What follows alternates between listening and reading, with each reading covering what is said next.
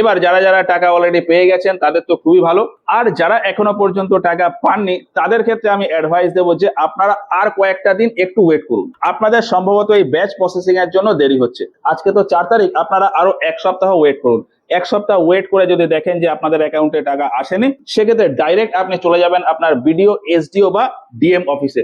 BDO, SDO বা DM অফিসে গিয়ে আপনি রিকোয়েস্ট করবেন যে আমি এইরকম অ্যাপ্লিকেশন জমা দিয়েছিলাম, আমার এই অ্যাপ্লিকেশনের স্ট্যাটাসটা কি আছে সেটা আমাকে একটুখানি বলুন, আর আমার এই স্ট্যাটাসের রেসপেক্টে আমি পরবর্তীতে কি করব সেটা আমাকে একটুখানি অ্যাডভাইস দিয়ে দেবেন। তখন ওই অফিসাররা আপনাকে যা বলবে সেই হিসাবে আপনি আপনার কাজ করবেন। এখানে আমি আপনাকে আরো একটা অ্যাডভাইস দিয়ে রাখি, আপনি ওই যে স্ট্যাটাস চেক করতে যাবেন, সেখানে গিয়ে যদি দেখেন যে আপনার স্ট্যাটাসটা রিজেক্টেড দেখাচ্ছে, তাহলে কিন্তু যে কি কারণে আপনার অ্যাপ্লিকেশন রিজেক্ট হয়েছে মানে বাতিল হয়ে গেছে সেই কারণটা এখানে পাশে মেনশন করা থাকবে, সেটা শুনে নেবেন। যে কোনো অফিসার যখন কোনো একটা অ্যাপ্লিকেশন রিজেক্ট করে বা রিভার্ট করে দেয়, সেক্ষেত্রে কোন কারণে সেটা করলো সেটা মেনশন করতে হয়। বলে আপনার স্ট্যাটাস যদি দেখেন যে রিজেক্টেড, তাহলে সেখানে শুনে নেবেন যে কি কারণে আপনার ফর্মটা রিজেক্ট হয়েছে, বা যদি রিভার্টেড থাকে তাহলে তার পাশেও দেখবেন যে কারণটা লেখা আছে, সেটা শুনে নেবেন যে কি কারণে আপনার ফর্মটা ব্যাক করা হয়েছে মানে রিভার্ট করা হয়েছে। তো বিডিও, এসডিও বা ডিএম অফিসে গিয়ে আপনি যেমন আপনার স্ট্যাটাসটা চেক করতে পারেন,